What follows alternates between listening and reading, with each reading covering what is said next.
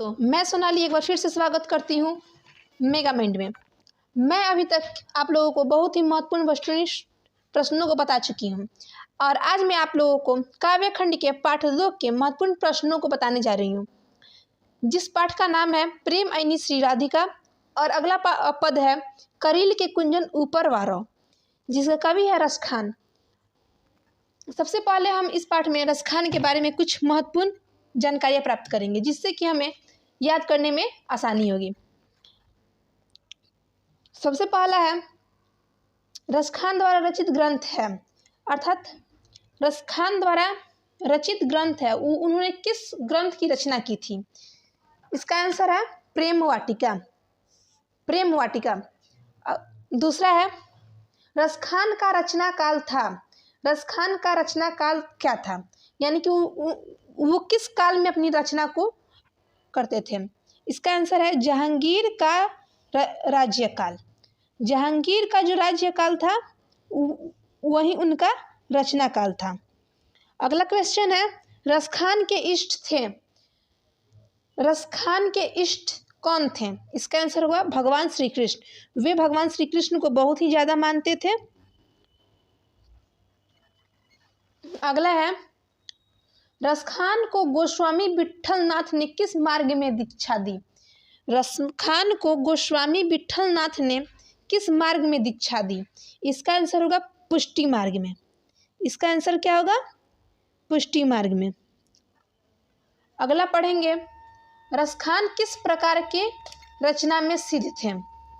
रसखान किस प्रकार के रचना में सिद्ध थे? इसका आंसर हुआ सवैया छंद में। वे सवैया छंद में सिद्ध थे, अर्थात प्रसिद्ध थे। अगला क्वेश्चन है सुजान रसखान के रचनाकार हैं।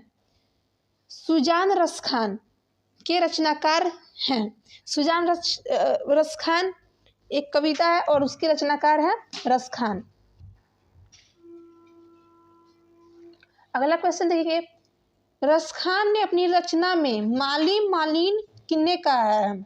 माली मालिन किन्ने कहा है? इसका आंसर हुआ उन्होंने अपनी रचना में श्री कृष्ण और राधा को माली और मालिन कहा है। इसको हम लोग हेडलाइन कर देंगे।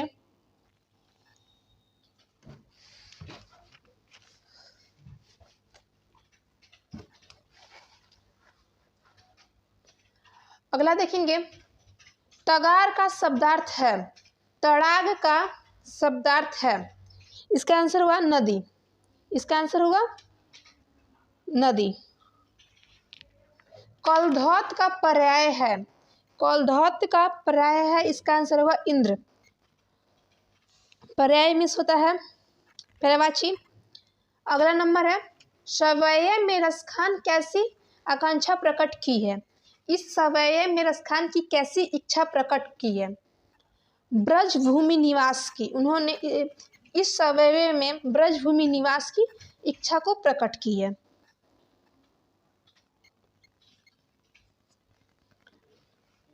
अगला देखेंगे रसखान ने चित्तचोर किसे कहा है? यह बहुत ही वीवीआई क्वेश्चन है। इसका आंसर हुआ श्री कृष्ण को। श्री कृष्ण को रसखान ने चित्तचोर कहा है। लकुटी का अर्थ होता है, लकुटी का अर्थ छोटी लाठी होता है। कवि रसखान ने प्रेम वरण किसे कहा है? अगला क्वेश्चन है और बहुत ही महत्वपूर्ण क्वेश्चन है। कवि रसखान ने प्रेम वरण किसे कहा है? इसका आंसर हुआ श्री कृष्ण को। श्री कृष्ण को कहा है। अगला क्वेश्चन है ऐनी का अर्थ है। ऐनी का अर्थ है, अर्थात ऐनी का अर्थ क्या होता है? इसका अर्थ प्रेम होता है। नंद नंद किसे कहा गया है?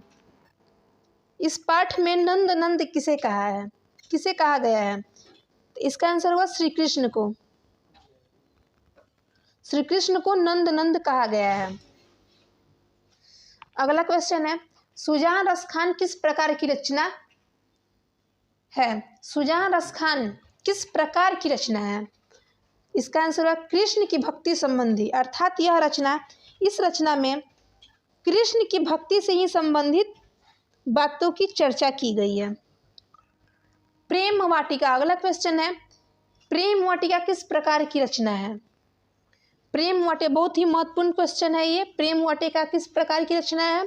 इसका आंसर होगा प्रेम निरूपण, अर्थात इस रचना में भी प्रेम के बारे में ही बताया गया है। यह एक प्रेम निरूपण संबंधी रचना है। किसने कहा था इन मुसलमान हरिजन पैक कोटिन हिंदू वारिये? इसका आंसर हुआ भारतेंदु हरिश्चंद्र ने। ऐसा भारतेंदु हरिश्चंद्र ने कहा था।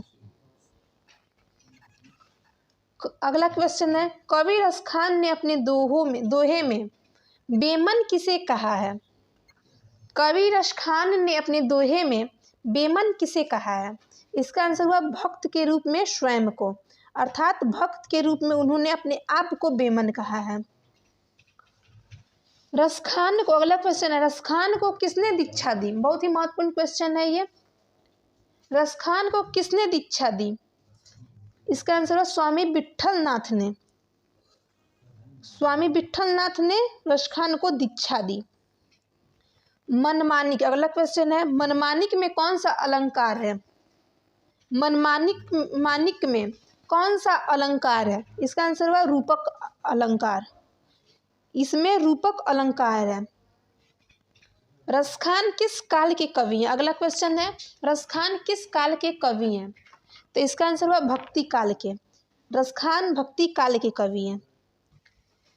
अगला क्वेश्चन है, बहुत ही महत्वपूर्ण क्वेश्चन है ये, प्रेम आईनी श्री राधिका में कितने दोहे संकलित हैं? प्रेम आईनी श्री राधिका में कितने दोहे संकलित हैं? इसका आंसर हुआ 4 दोहे संकलित हैं।